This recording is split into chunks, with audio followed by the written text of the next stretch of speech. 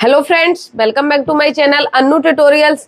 तो फ्रेंड्स, मैंने अपने चैनल पर एक वीडियो अपलोड किया था साइड फिटिंग का।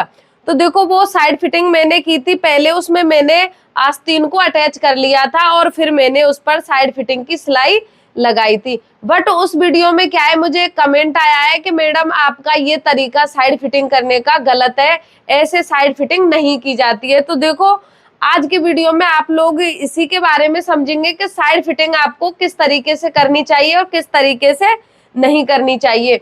तो फ्रेंड्स, आइए वीडियो को शुरू कर लेते हैं और सीखते हैं। तो देखिए, मैंने ये ब्लाउज बनाकर रेडी कर लिया है। तो देखो, एक आस्तीन मैंने इसकी अटैच नहीं की है और दूसरी आस्तीन इसमें अटैच कर दी है। तो मैं आपके लिए दोनों तरीके से बताऊंगी कि आपको दोनों तरीके से किस तरीके से साइड फिटिंग को करना है। तो देखो, एक तो आप जैसे पहले अपनी आस्तीन को अटैच करके और फिर इसमें साइड फिटिंग की सिलाई लगा सकते हो। और देखो, दूसरा आप इस तरीके से पहले इस तरीके से यहाँ पर आप साइड फिटिंग की सिलाई लगा ले। तो देखो, सिलाई आपको बिल्कुल यहाँ पर सीधी लगानी, यानी कि स्ट्रेट में रखनी है।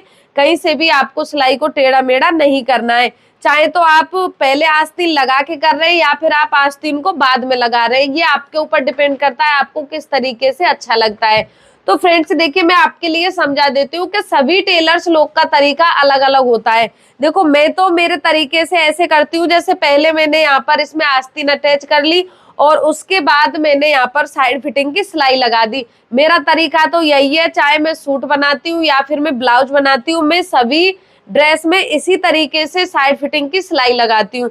देखो, कुछ टेलर्स है वो इस तरीके से लगाते, मैंने आपको समझाने के लिए यहाँ पर ये दूसरी आस्तीन को इस तरीके से रेडी कर लिया और साइड फिटिंग की सिलाई भी लगा ली है। तो आपको यहाँ पर समझना है। तो देखो, यहाँ पे आपको जैसे आप ये जो आई वाली पट्टी है, इससे अपनी साइड फिटिंग की सिलाई लगा रहे हैं। तो देखो, आप टेप को यहाँ पर रखेंगे और आप चेस्ट का चौथाई भाग निकाल कर और यहाँ पे निशान लगा देंगे।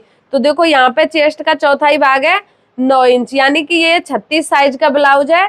तो आपको यहाँ पर 9 इंच का निशान लगाना है। इसी पैटर्न से आपको कमर का निशान लगाना है। देखो, जितनी आपकी कंप्लीट कमर है उसका भी आपको चौथाई भाग निकालना है और यहाँ पे निशान लगाना है। देखो, जैसे आपकी कमर 32 इंच है तो यहाँ पे निशान लगाना है 8 इंच का, और जैसे आपकी कमर 34 इंच है तो यहाँ पे निशान लगाना है 8.5 इंच का। तो देखो, इसी तरीके से आपको इस वाली सिलाई को ऐसे, तो फ्रेंड्स पहले आपको इस तरीके से चौक से निशान लगाना है और उसके बाद आपको यहाँ पर सिलाई लगानी है। तो देखो, सिलाई आपको बिल्कुल सीधी रखनी है।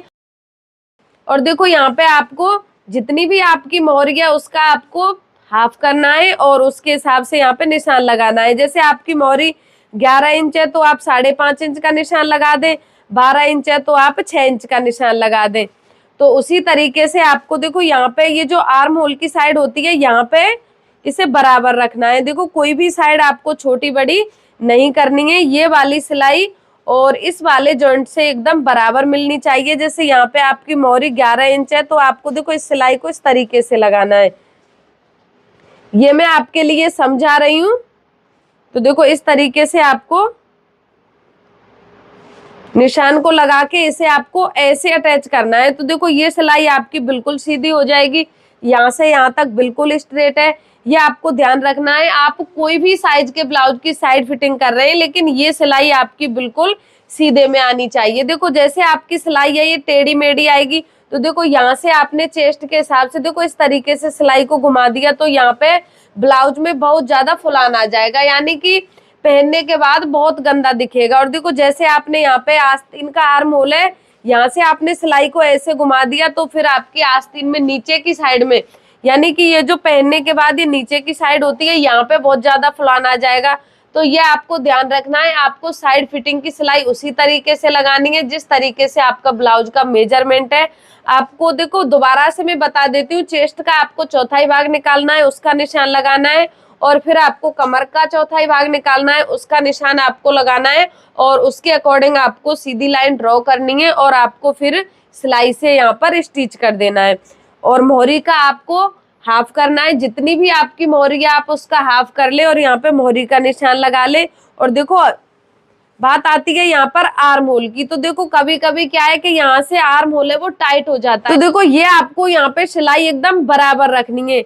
ऐसा नहीं कि देखो यहाँ से आपका जो चेस्ट है वो थोड़ा कम है तो आपने आर्म होल की सिलाई है वो यहाँ तक लगा दी तो आपका आर्म होल है वो बहुत ज्यादा टाइट हो जाएगा। तो ये सिलाई आपको बिल्कुल सीधे में रखनी है, यहाँ से यहाँ तक।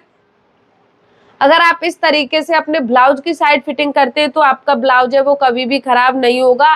तो फ्रेंड्स आप इस तरीके से एक बार ट्राई करके देखिए और फिर मुझे आप कमेंट में बताइए कि आपका ब्लाउज है वो किस तरीके से बनकर कंप्लीट हुआ है। तो फ्रेंड्स देखिए आज की वीडियो में मैंने आपके लिए ये साइड फिटिंग के बारे में बताया है। तो मुझे ये टॉपिक है थोड़ा टफ लगा, यानी कि सभी लोग इसमें कंफ्यूज हो रहे हैं कि किस तरीके से साइड फिटिंग की सिलाई लगाएं, किस तरीके से नहीं लगाएं। तो मैंने ये वीडियो आपके साथ शेयर कर दिया। अगर आपको मेरा वीडियो पसंद आता है तो आप वीडियो को लाइक करें, शेयर करें, कमेंट करें और आप हमारे चैनल पर नए हैं तो चैनल को सब्सक्राइब जरूर कर लें। Thank you.